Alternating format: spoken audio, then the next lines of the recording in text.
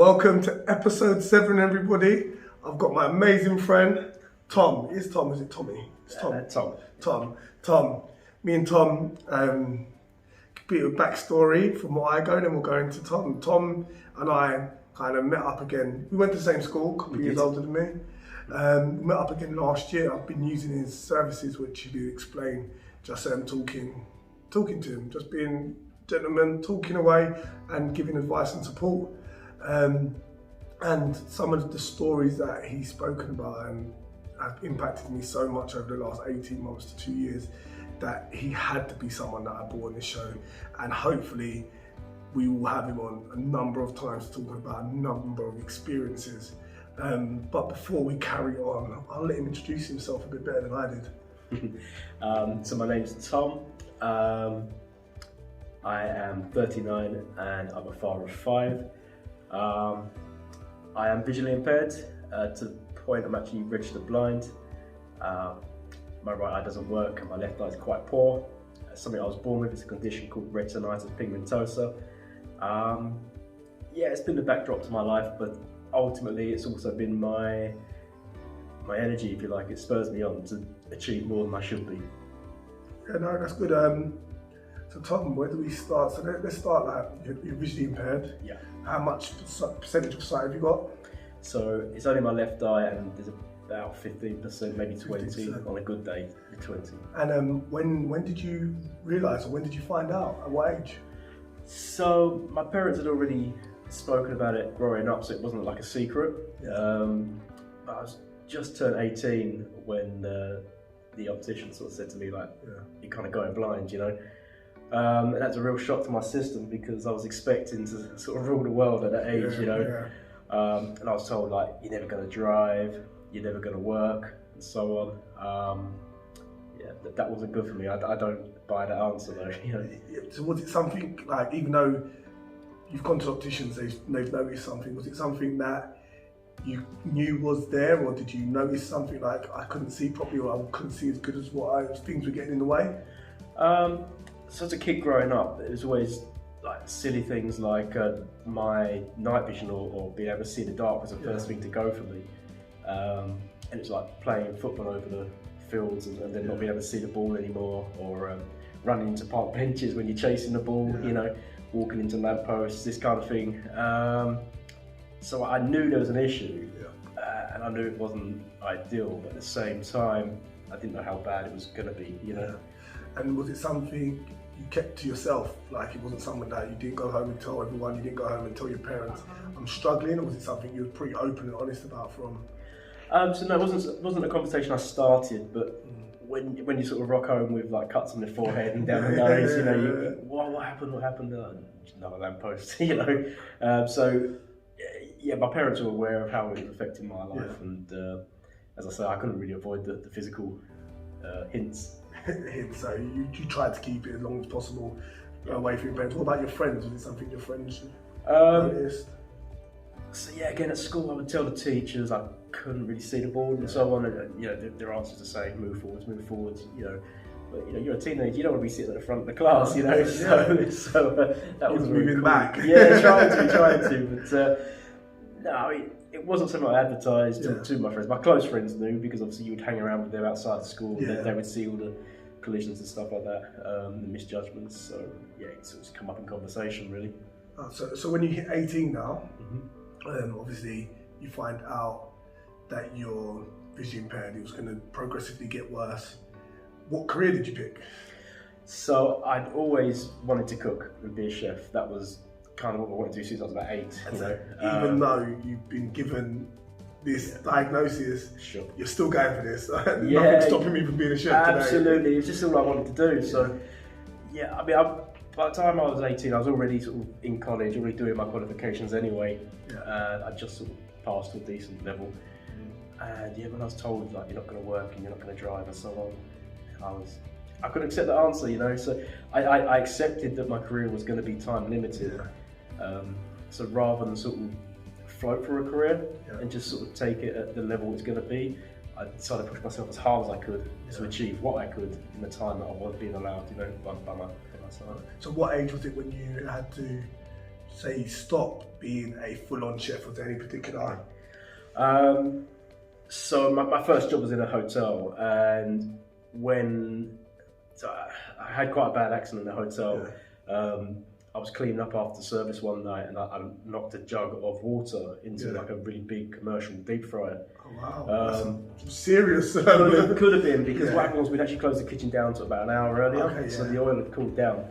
It sort of hit me that day. What if that had happened an hour ago? That would have been a serious fire. Because you would have been next to it as well. Absolutely, all over you completely. Yeah. So again, I wasn't prepared to sort of just walk away from a career or a work ethic that I'd built up. So I spoke to my managers, and they sort of gave me other roles within that particular establishment. It was a hotel, so I started sort of working in reception and working on a bar and sort of running a restaurant rather than cooking for it. And so my career progressed from there. Sorry, man, I'm just going to move my chair. Sorry. So I did have to change jobs, and I went into a nursing home to be a chef there. The kitchen was better lit for my eye condition. The pace was a lot slower, so I've been a bit more realistic in my job choices. And then it wasn't my choice to stop cooking. Unfortunately, I had a burn on my arm which became infected, and I went to the doctor. She said, that's quite bad, give me some antibiotics. She said, what do you do for a living? And I said, I'm a chef. She said, aren't you losing your sight? And I kind of said, yeah, of course, there's other things about me. Yeah. And she said, so you're losing sight as a chef. So then she gave me a piece of paper, she wrote something on, and she handed it to me, she said, yeah, you're not a chef anymore. So I asked her, what do you mean? She said, take this piece of paper to your employers, your career's done. So just instantly, just stopped just like that. So that was the end of your... That was the end of me cooking, yeah. It upset me. It did upset me quite a lot, but it was one of those things that, I had to do for my sake and other people's sake. How old was you by this time? How old was you? By that point, I think I was about 24. So how many children were you in at that point? Was I in? Yeah. Sorry, I don't know, that sounded right. How many children did you have by this point? Yeah, just a small collection at that stage. So we had at first, we just had our second as well. Both girls. So two. I think our youngest was about a year old at that time. So obviously, is the disease that you... Is it a disease or is it a virus? Is it? It's hereditary, so that's the question I was going for. Looking for. I wanted to make sure what it was first. So it's hereditary. Hereditary, yeah. It's not contagious, but because it's linked to the chromosomes. So I can't pass it on to my children because it stops with the males. Females don't normally display symptoms of the eye condition, but they carry the gene, so they can pass it on to their children. So it's a bit of a funny one.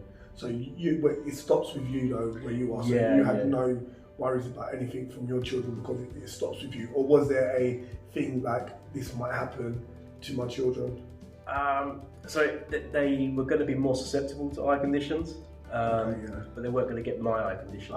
So on one hand, I was sort of relieved they weren't going to get mine, but you're always a bit nervous that they're going to have something, So I mean, 3 of my children wear glasses, but the eye conditions aren't what you would call a visual impairment. It's just sort of short-sighted or, sort of normal. Everyone wears glasses nowadays at some point in their life. So it is, like you said, normal in the context of what everyone calls normal. So that was one worry that you kind of, even though you was worried about, genetically, scientifically, nothing should be passed on to them directly. So you was all right then. So coming out of your career, now you're careerless, where does your mind go? Yeah, so I was hit quite hard. I think it was the loss of my career and I suppose the official judgment that I couldn't do it anymore, and also the suddenness of it, just that impact, that sort of dead stop. So that affected me quite hard. I did slip into depression. It was at certain points it was really, really hard to. I mean, I didn't talk to my wife. I didn't talk to my children. I just didn't want to talk to nobody. Didn't want to come out of the bedroom. Wasn't eating. Staying in bed, wasn't sleeping. It wasn't a good time. I tried it on for a short while, and it just wasn't for me. Depression. So I just wiped it off. Yeah, well, I mean, what happened was my wife actually bought me a gecko. She went, oh, let's get a gecko. It's something to sort of take my mind off things and sort of focus it elsewhere. Yeah. So we done that, and I sort of really applied myself to that with the same work ethic I'd built up as a chef. Yeah. Sort of studied the animals and genetics, everything else, and yeah, then became a reptile breeder. So I know everyone, like, you're probably thinking reptile breeder. We've had conversations about reptiles and geckos, and I've even Googled it. So Googled the different. What's an expensive gecko? Like, there's different, completely different ones, isn't there? Yeah. So I mean, if you wanted to look at what I used to do, there's a company in America called the Urban Gecko. Yeah. Just look on there. They do. It's like an art gallery. The geckos that they sell is like an art gallery. Yeah, I remember you telling me like different ones. They have orange eyes and was it a tornado or something like that? Yeah, ice tornado, a tornado. This is like, what are you talking about? And I thought you were going crazy. It's like, not until I got Google, I was like googling through, and it's like, wow, like, geckos are actually a serious thing. There's actually a massive market for the gecko industry, and it's like, wow. So how long did it take you to become like? Because from what I understand, you was a serious breeder. Yeah. So I was quite well known. Had my own business, connections in Europe and America. Working with local pet shops. If you bought a gecko from a local pet shop, it's probably one of mine. Moved into snakes as well. So yeah, I got quite big. It was something that wasn't really a plan. It sort of just evolved by itself. And then when it got to the stage where it's big enough, and my living room had sort of 300 geckos in it, and about 12 snakes and whatever. By that point, I think it took about 4 years to build it. So in total, how long was you a gecko breeder for? About 4 or 5 years at the end of it. So once again, my eyes sort of come into play, because I was the price and the value of geckos is all about the markings, a bit like koi carp, and I was missing colours and missing markings. And I was sort of. So that's when you're looking at it and you're categorising what it is. Yeah, absolutely. So I was selling some geckos that were worth hundreds and hundreds of pounds for like 30 quid. Oh really? It's that simple of a mistake. Yeah. Can change it. They thought it was Christmas and didn't they? That gecko turning up. Yeah, I got a bit lucky because the person I sold them to was in touch with another breeder who said that that's wrong because the guy's going blind.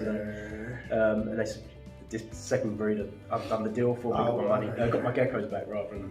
But you would have known none of the difference. No, I wouldn't have done. So they really did you a favour, because you would have known none of the difference. You'd have been happy with the deal. Yeah, I was. You was happy to sell. Oh wow. Yeah, that's it. So I just missed like a marking or a colour, and it made me think, how many times am I doing this? And as a business, you just cannot afford to make those kinds of losses on a weekly basis. Yeah. So. Yeah, I had to sell my business and what have you, but it was in a good place. The business was in a good place itself, so it wasn't. It was a loss in terms of something that was take up a lot of my life. Yeah, it wasn't a bad thing for me to do at the time. So coming out again, that's 2 career changes. It is. In a early start of your life. You're not even 30 yet by the sounds of where you are now. I was just about 30. That's about 30. 2 kids in. Sure. You've gone from one career, trained, everything. You've just found something else to do. Yep. Pulled yourself out of depression. Yep. Become a legend at geckos, and then it's been stripped from under your feet again. So where did you go after that? So life there took me to Goldball. So again, I went a bit down mentally again. I wasn't happy, again. I wouldn't say it was quite depression, but I was miserable, And this guy's rehabilitation officer, I said, look, try Goldball. And I was like, Goldball? What's Goldball? Yeah. He said, you should see it. It's a sport for the blind people. I was like, I'm not ready to take that up for blind people. I'm still seeing some stuff. And he pestered me for about 3 months, and then I went, and I think by this point I was 35 by this point now. And I tried Goldball for the first time. I just loved it. I've not stopped going since. I sort of played now for 5 years, and what started off as just something to do once a month has now evolved into sort of a proper club that's based in Croydon. We travel all over the country doing competitions. I've been to Sweden to play. won medals and trophies. I think you're downplaying your part in it as well, to be fair. You said like, oh, there's a proper club. I think yourself and another one of the gentlemen that we know, Robin, are an integral part of your club, like founding members of Croissant Warriors. Yeah. You go out coaching to schools to try and bring it to schools. Like you said, you travel around the country. You've trained with the professionals. Yeah. You're like, I would say in professional sport, you're like a semi-pro on the verge of being a professional. Yeah. Coach, you turned your coaching team, so you're underplaying yourself massively just by saying you turn up and play goalball. Yeah, blow everyone's trumpet. blow your own trumpet, man. Like I said, we talk a lot, so I know and I talk to other people about you. Not saying like have conversations, but they tell me how integral you are to Croissant Warriors. So don't undersell what you're doing there. Like you're bringing it to the masses. I didn't know about goalball, and it's a ridiculously complicated sport. To be fair, I don't like my eyes being covered anyway. So anything that involves someone covering my eyes and throwing a ball at me and then telling me to hear the bell in the ball and then jump in front of it, that's going to hit me in my face every single time. So I can't do that. Yeah. So you're putting your mind, body, soul, goonies on the line every time. And obviously, Tom was throwing the ball light to me when I was doing it. So, but he tells me, how fast do these balls go? So if you go to the top level, you're looking sort of 60 miles an hour plus. And how wide are these goals? Because again, I think people are thinking normal five-a-side goals. No.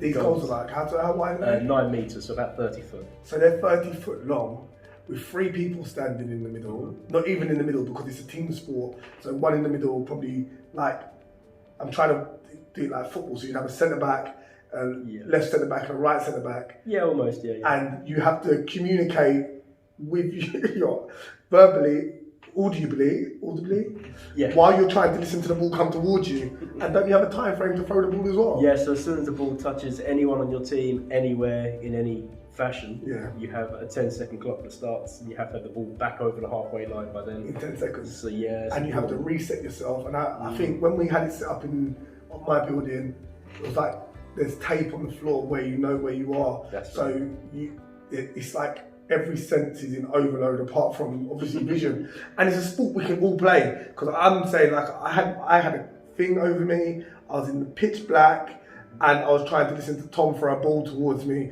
and it just wasn't happening. I think I lasted 3 rolls. Like this is gonna hit me. And it hurts like hell because it's not padded surface. It's a rock solid surface. So you're not outside on the grass, you're inside a hall and you're getting a ball thrown at you at 50 miles per hour to jump in front of. Sounds like suicide. Sounds like you never come out of depression. You're trying to kill yourself by a ball. No, it's great fun. I mean, obviously the sport is it's adaptable and you play at different levels, so it's all relative. You know, if you're a newcomer, you might play with other newcomers. I mean, yourself, we'd probably put with the juniors, just because your bravery level. There's no bravery whatsoever. My eyes shut. I'm waiting for someone to slap me. I'm waiting for the lie. Yeah. And it goes all the way up. So I mean, at our club, we had a young man who came in as 12, I think 13 when he first started, maybe 14. He now plays with GB. You know, we've trained him to that sort of level. So I mean, he's not the only one. We've had 3 people now that we put into sort of international level and international status. So I mean, we're good at what we do at Croissant. You've trained with Team GB as well yourself. Yeah. I've done a bit of training with them. I've done a bit of training for them, sort of trained them. So yeah, I've sort of messed about that money record as well, isn't it? It's only age I could potentially stop you. If you would have got into it younger, you would have been up there. You would have been captain of the next Olympic Games or something like that. So I like to think so. I like to think I would have given them some trouble when I was a bit younger. Yeah. And another thing that we talk about regularly is training as well, because you've gone on your own training journey from. And what weight was you at one point? I was a big lad. I was 18'6". And I know I'm short. Tom's a bit smaller than me. Yeah. So I'm short. Tom's a bit smaller. So yeah, you must have been a big guy at that point. Yeah, built like a cream egg. Cream egg. Okay, I've never heard that one before. Yeah, like a cream my build, man. And so when did your fitness journey start? Probably about 3 years ago. Yeah. I just got fed up with being out of breath going to the toilet. Do you know what I mean? It's crazy. And I had 5 children by that point, and you know, my youngest was sort of running around, they want to play, and just want to stop you quickly there. So going blind hasn't stopped you having children. no, it hasn't affected anything like that. No. If anything, I'm sort of more in tune with the mood, you know, and sort of what's going on, if you like. So yeah, you develop other senses, as they say. Don't encourage too much into of course. So you know, the relationships. If anything, I think my wife and I have a really strong relationship. So we've been together since we were 13, and I've had to be open with her sort of from the start. I remember having quite a rude conversation with her when we was about 15. I said to her, "Look, I'm going blind, and if you can't handle that, maybe you should leave now." 15 years old. And obviously that was confirmed when I was 18, and she was already there, a big part of my life. Been together 5 years already. That's crazy to think that you've been together since you were 13. How old are you now? 39.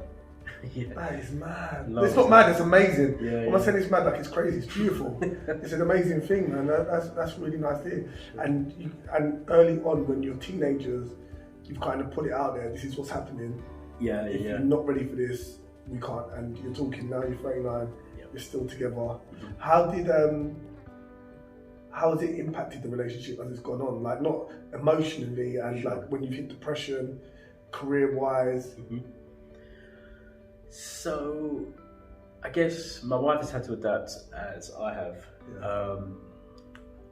I think both emotionally and sort of physically. When I say physically, I mean around the house. Like, you know, there's things that she can't leave laying around, or, you know, certain things have to be in a certain way.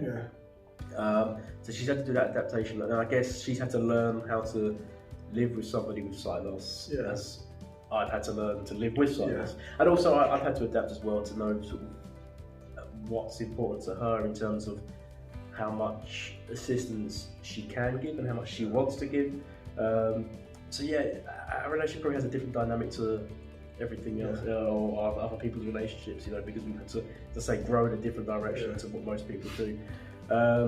Emotionally, so she's sort of been there through so very stumble, if you like, you know, sort of pick me back up sometimes. Points, She's been very, very good, I've got to be honest. She's put up with some of my quirks and, you know, some of my things, you know. I'm very obsessed with having things in the right place, you know.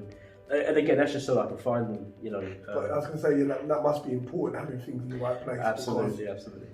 It could be frustrating for you if it's not where you leave it.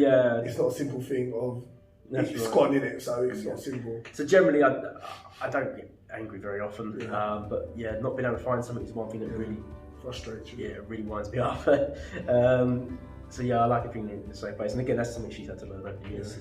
She's done well to put up with some of the things I sort of dish out sometimes, I'll be honest. So what about parenting? How that's what we're here for. Being the whole this series of podcasts is about fathers being fathers and the challenges that they've dealt with. You're 5 children in. That tells me that this has not put a stumbling point on your big family ideals in any way, shape or form. So how has that affected you from child 1 to child 5? So child 1, so my eldest 2, they would have seen me go through like the depression side of things, and again, I suppose having them around and knowing that I had to be strong for them, and once I realised where I was, showing them that, you know, you can sort of overcome things, you know, was quite a drive for me, helped me come out of depression. And then we get sort of into my later children, my last 3, if you like. So we've got a middle boy and a pair of twins. Sorry, Tom, carry on. Let me just check to make sure this is still recording. For the boys, it was more about letting them know from the start, you know, Dad's got a visual impairment. Without, you know, they're young children, they don't need to know the science and genetics, they just need to know how it affects our relationship. You know, things that happen because of my sight loss, i.e., you know, if they're trying to show me something and I'm not seeing it, you know, they need to know that I'm not being rude about their pictures from school or something, I just can't see them.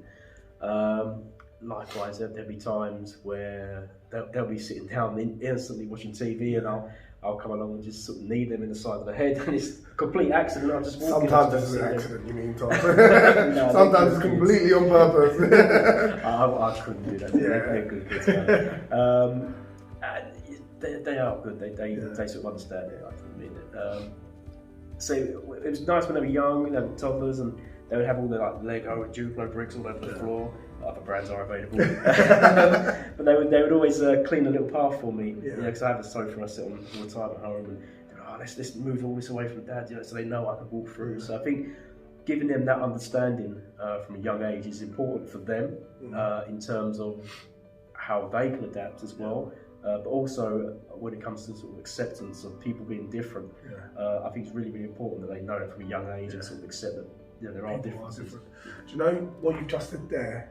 Kind of highlights to me that kids have the ability to learn whatever we put in front of them, and creating a solid foundation from them from the get-go. They actually have the capabilities of anything. So like I was thinking they would struggle, but why would they struggle? You're teaching them this from the start, so they understand the issue, so it's nothing to them. Yeah. Also, I think there's a secondary issue there. I think everybody will be different. Everybody have their own belief about how they break this kind of news to children. For me, I believe that if you leave it until they're old enough to understand, or till you feel they're old enough to understand, and then you drop the bombshell on them, that's going to have a knock-on effect. Whereas if you do it, as you said, from day one, they don't even need to adapt, because it's what they know, it's normal. There's no difference, no change. And in fact, when they go outside with other people, like I say, they pick up on that, they have more empathy already. So I think it just gives them a sort of more complete picture to work from, And that's just my belief, it's not necessarily right. It's your lived experience, mate, so it's true. So it's true. And another thing that amazed, obviously, when me and you first went for a coffee at Costa, you wasn't treating me as a patient, you wasn't looking after me. So we went for a coffee just to have a catch up, because we hadn't seen each other for a while. Sure. And it was like, you knew, I don't know if you knew the whole steps or whatever, but you knew how the journey worked. So you're visually impaired, but you knew the journey as if you, like in the back of your head, like it was a map, visualized backwards and forwards. Is that how you pretty much understand or work out most journeys now? So if you try and count the steps, it becomes impossible, because we do. I mean, most people use a Fitbit, and they do sort of 10,000 steps a day. Trying to remember every one of those 10,000 steps is going to be impossible, on top of sort of life stresses. So you kind of get used to sort of more of a time. So you walk at a pace and you go, well, it's about now, I know there's a turning coming up. So you sort of prepare yourself for the turn. I use a cane, a long cane, so I'll be feeling, maybe if I'm going to turn left, I'll be feeling the wall. So I do the action with the cane, and eventually the turning comes, I know it's about here, or here's the turning. But, also you equally use other senses. So if I use the route that we were talking about, to Costa, there's like a cable box, the old green boxes, and one of them hums. So you're listening out for things like this as well. Okay. So I know you guys weren't with us on the journey, but we walked back. As we walk back, there's a wooden fence on our left, and for me, when my cane goes on the floor, I can hear the difference between sort of an open garden and then a fence being near us, just the way the sound of the cane changes on the floor. Almost echolocation, man. Almost, yeah. Teenage Mutant, I mean, X-Men. Yeah, a little bit like that. So I'm aware it's time to cross, or you might count things that are sort of less common and easy to remember, like grass verges. So, if I walk along 3 grass verges, the next clearance is where I can cross safely. So it's almost like, well, it can become necessarily auto drive, because your brain works out and you routine. I think human brains are set for patterns and routines.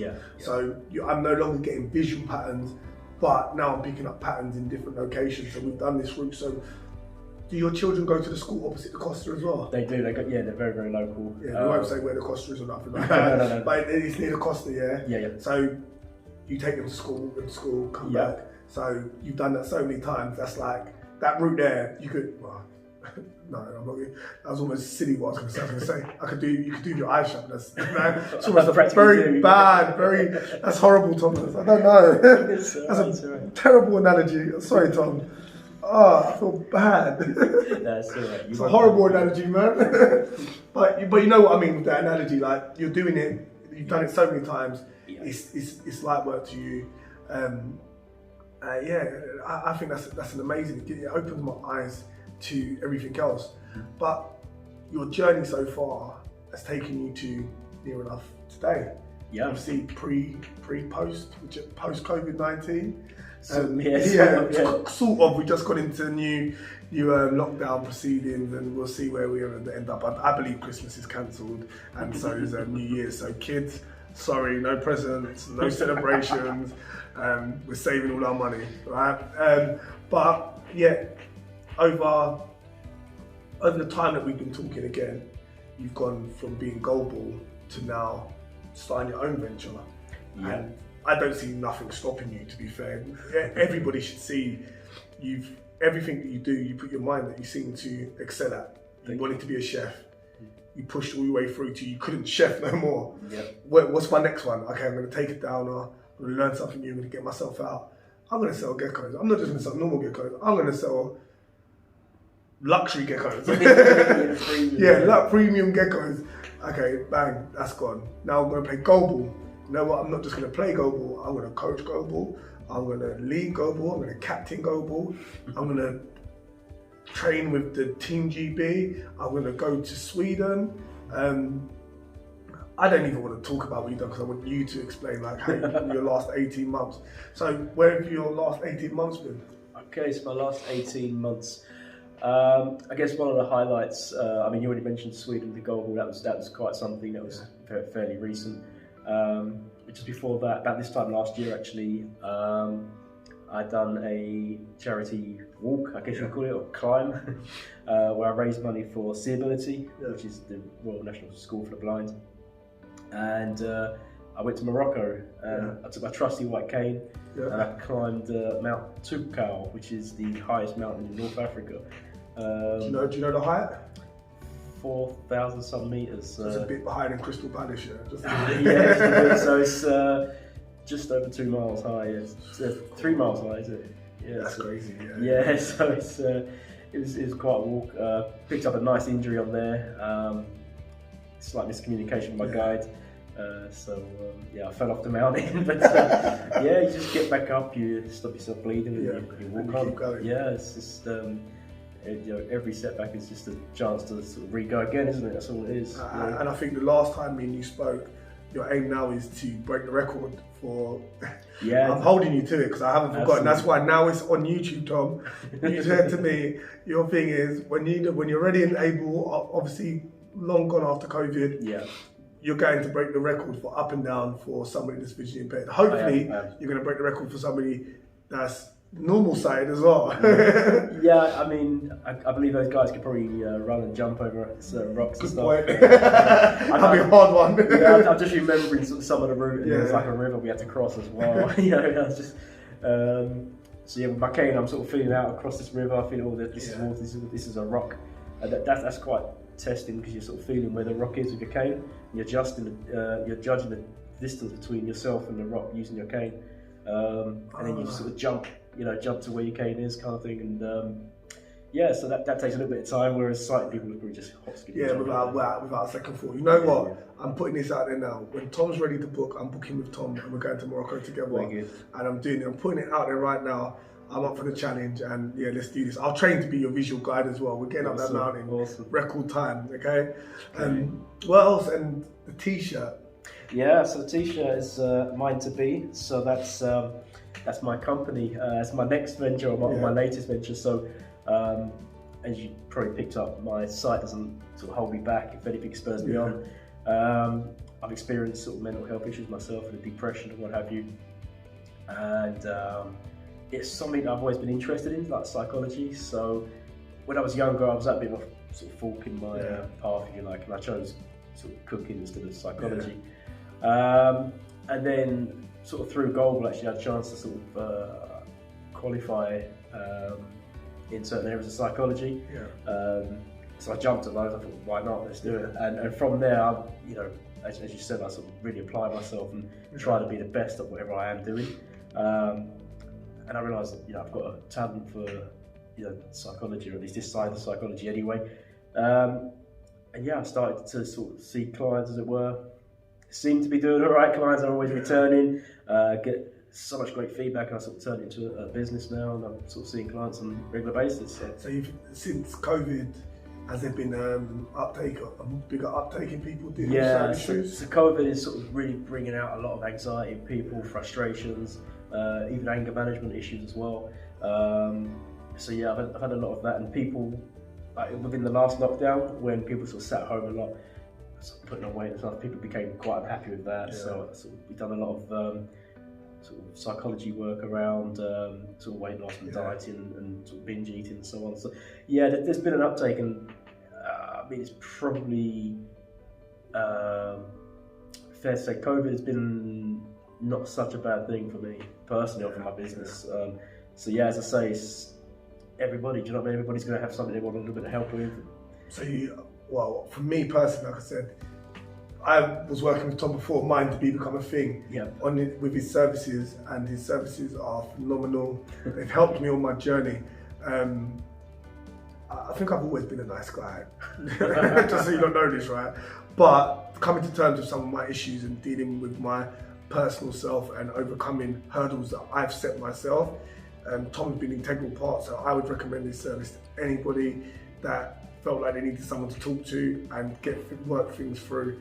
So I will at his Mind to Be on the post. I don't know if you've got an Instagram, have you? Not yet. Instagram's the next stage in it. So I'll put his Facebook details on there so you can find him on there. So YouTube, check the description below. Instagram, again, description below. I recommend his services, to get in contact with him if anything's been on your mind over the last 6 months or your whole life. Yeah, COVID-19 I've been good with, and it's probably because of Tom. I've been very good with COVID-19. One of the things, I know we're coming to an end, and it's always stuck with me, and I said to you before that I wanted to bring it up, and you said you was fine, was a comment that obviously you're getting visually impaired. And the first time you said it to me, like proper touched me, and it touched me every single time. And it was a moment you said when you saw your wife in the garden. Oh, yeah, and that stuck with me forever. And I say it to everybody, right? And you said because it was like the perfect moment, the sun was in the perfect place, she was sitting in the perfect position, and you said freeze. Yeah. And she said what? Because she thought there was a bee on you, and then she's like, no, I want to photograph this image in my mind to last forever, because once I go blind, I'll never see this again. Sure. And for me, that was one of the most impactful things I've ever heard. And it made me truly kind of appreciate moments we take for granted on a day-to-day basis. But that moment will never happen again. I know your reason is different to my reason, but as people and as men, as fathers, we don't really take into consideration that our child will never be 6 again. No. Our child will never be 10 again, 18. I will never be 36 again. My birthday is in 15 days in case anyone wants to buy me a present. But we don't take that. We take that so much for granted that tomorrow is not guaranteed. Our partners are not guaranteed to be here tomorrow, our children. But we want to fast forward through life so quickly without really thinking about the repercussions of everyone getting older and without our memories. So that thing there highlighted so much for me, Tom. So thank you very much for highlighting that for me, man. That was a great thing. But I've enjoyed the conversation very much, man. Absolutely. He will be on the show again, and we'll talk about something a bit more light-hearted, promise you, because we have conversations. I want to talk about his fish tank. His fish tank's amazing. We've had so many every time I come into his house, I think we spend 45 minutes talking about his fish tank and the latest journey. We'll talk about his fish tank, because I don't like fish, but his fish tank's amazing. But thank you very much for coming. Tom, pleasure, mate, for coming in as well. Great talk, mate. See you next week. Mind to Be as well, people. See you later.